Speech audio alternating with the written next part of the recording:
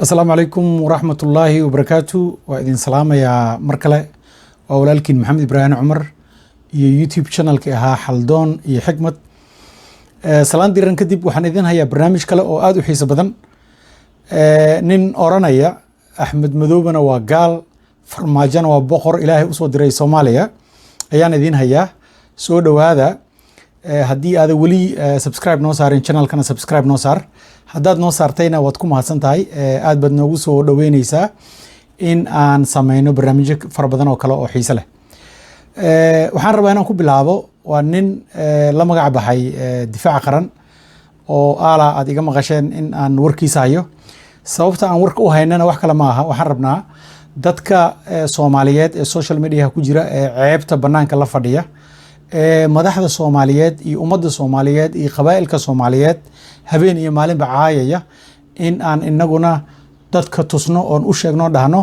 waxaan wax ku haboon ummadda Soomaaliyeed dhagahooda ma aha joojiyo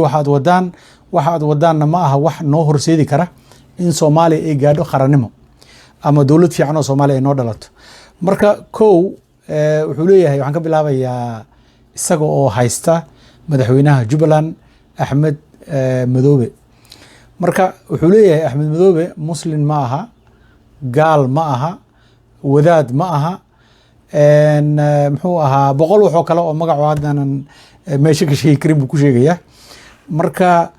صومالي واحد هذا تروح مالك قاعده روح بعده تكتي معناه هذا ربطين الفرماجو التاجرته ومدحوينه ومرلوات صومالي كنقضه لكن أدى معذين هذا عايده qabaa'ilada kale ee Soomaaliyeed ee laga yaabo fikrahan inay ka soo horjeedaan farmaajo ama siyaasiyiinta qaarkood ka soo horjeeda farmaajo iyo qabiilkooda dad isku laabto oo dhamaantood burush xaar la wada mariso taa waxay keenaysaa in madaxweynihii dhanaaye la jeclaa la naco saan hore u soo sheegayna anigu waxaan jeclahay ama aan jecelnahay in laga doodo policies ama muxuu ninkan wadanka u qabtay iyo muxuu ka haleeyay ninkan madaxweyne goboleedka ah ee jooga gobolka muxuu qabtay muxuuna haleeyay laakiin haday noqoto reebel oo dhan waa saas hebel baa saasa marka taas I don't think inay cidna meel geynayso marka clipka hore uu leeyahay ninkan muxuu ahaa farmaajo waa saas Axmed Madoobe waa gaal horta ila dhageysta marka intaan idin sheegay dad qanacaysaan ku qanac ninkan ilaahay ma yaqaan rasuulkiisa ma yaqaano kalaana runo ma yaqaano ninkani waa toban wajiire mar waa gaal mar muslim buu sheegtaa mar argagixisuu sheegtaa mar buu qolow sheegtaa ninkan qof caadi ama ma ahanbo qofkii wax ku darsanayaana ka sii liito oo ka sii xun marka waxaan leenahay ummadda Soomaaliyeed inta ha ogaato dad yaqaano oo deegaanka yaqaano ayaa la joogo oo meel walba thank you marka waad aragteen ninkan wuxuu sameynayo in uu madaxweynihii dhanaaye Jubbaland uu saad aragteen u galayo marka anaga ujeedkeena waxa weeye clear inaan idin tusno ceebaha dadka qaarkii ay ku hayaan social media si looga gaashaanto ama loo yareeyo problemska noocaas oo kale ah barnaamijka kale ama clipka kale wuxuu amaanayaa oo ku xadgudbayaa amaantiisa madaxweyne farmaajo isagoo ka bilaabaya inuu wax ka sheego niman ay dhaheen waxaa la yiraahdaa Aranjan oo ka jira Puntland ama at the end of the day Aranjan magac baa lagu dhahaa laakiin wuxuu u jeedaa reerka majartanka inuu ku caayo oo uu ku aflagaadeeyay weeye pointigaas marka wuxuu leeyahay Aranjan baa rabta in ay madaxweyne kale ee nimankan hadda isku sheegaya mucaaradka ay ka soo dhax saaraan marna wuxuu leeyahay may way lugeynayaan marna wuxuu leeyahay nimankaas way la rabaan inay ka soo dhax saaraan qofka ay rabaan inay doortaan marka wuxuu leeyahay madaxweyne farmaajo waa boqor ilaahay u soo diray ummadda Soomaaliyeed annagu meenan ogeyn xilli Soomaaliya ay boqor yeelatay ama la rabo mentality-ga boqornimo waxaan ognahay boqor nin meesha ka taga ma aha system ka aan leenahayna waa system 40 sanaba nin la doorto kadibna